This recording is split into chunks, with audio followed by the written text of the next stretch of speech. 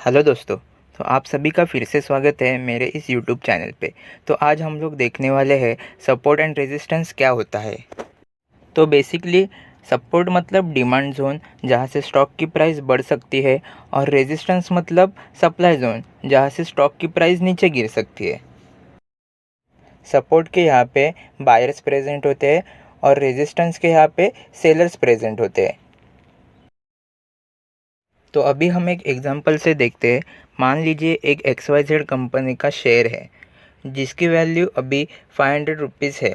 तो कुछ डेज़ के लिए वो अप ट्रेंड में है और 550 तक पहुंच गया, और फिर वहाँ पे कुछ बड़े इन्वेस्टर ने उस स्टॉक को बेचना चालू किया और फिर वो स्टॉक नीचे गिर गया और उससे इतना बेचा कि वो वापस 500 तक आ गया। तो इस सपोर्ट जोन पे सेलर्स कम हो गए और अभी बायर्स वापस बढ़ गए। तो फिर यह स्टॉक वापस ऊपर जाने लगा।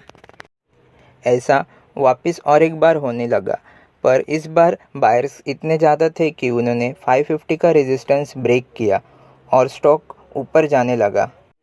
तो अब ये स्टॉक सीधा तो ऊपर नहीं जाएगा, इसलिए ये स्टॉक रिट्रेसमेंट लेने लगा रेजिस्टेंस पे, और अब ये रेजिस्टेंस सपोर्ट बन गया है। सपोर्ट और रेजिस्टेंस की लाइन ड्रॉ करने के लिए हमें मिनिमम 2 नोड्स की ज़रूरत पड़ती है।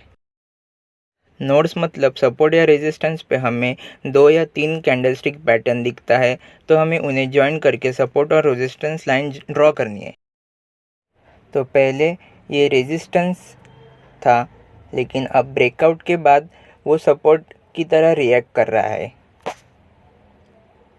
अभी ब्रेकआउट के बाद स्टॉक यहाँ पे रिट्रेसमेंट लेके ऊपर जाने लगेगा। तो अभी हम लोग देखते हैं कि अगर इस स्टॉक ने सपोर्ट ब्रेक किया तो क्या होता है। तो अभी मान लो अगर ये स्टॉक ने नीचे की तरफ ब्रेकआउट देता है, तो ये सपोर्ट की लाइन रेजिस्टेंस की तरह रिएक्ट करेगी। अब ये स्टॉक नीचे जाने लगेगा। तो यहाँ पे बायर्स की पावर ख़त्म हो गई और सेलर्स एग्रेसिवली सेल कर रहे हैं, इसलिए स्टॉक नीचे जाता है।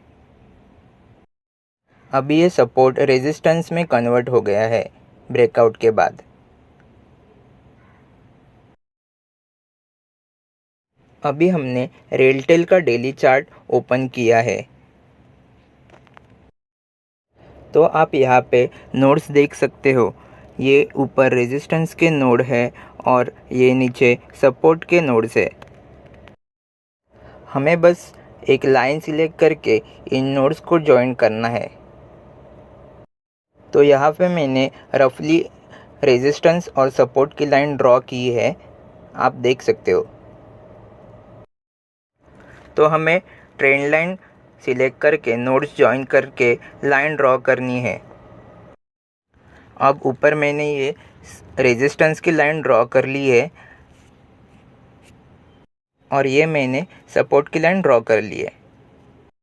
तो आप देख सकते हो सपोर्ट और रेजिस्टेंस की लाइन ड्रॉ हो गई है। तो मान लीजिए अगर इस स्टॉक ने सपोर्ट की लाइन ब्रेक किया तो ये स्टॉक नीचे गिर सकता है। अब ये सपोर्ट की लाइन रेजिस्टेंस बन जाएगी। और समझो अगर इस स्टॉक ने रेजिस्टेंस लाइन ब्रेक किया तो ये स्टॉक अपवर्ड मूव दे सकता है, और ये रेजिस्टेंस अब सपोर्ट बन गया है। और ये सपोर्ट और रेजिस्टेंस की लाइन ड्रॉ करने के लिए हमें कैंडलस्टिक के विक्स को ज्वाइन करना होता है। आप इस सपोर्ट और रेजिस्टेंस की लाइन को किसी भी टाइम फ्रेम पे ड्रॉ कर सकते हो। होप आपको ये वीडियो पसंद आया हो, तो प्लीज़ लाइक, शेयर और सब्सक्राइब कीजिए।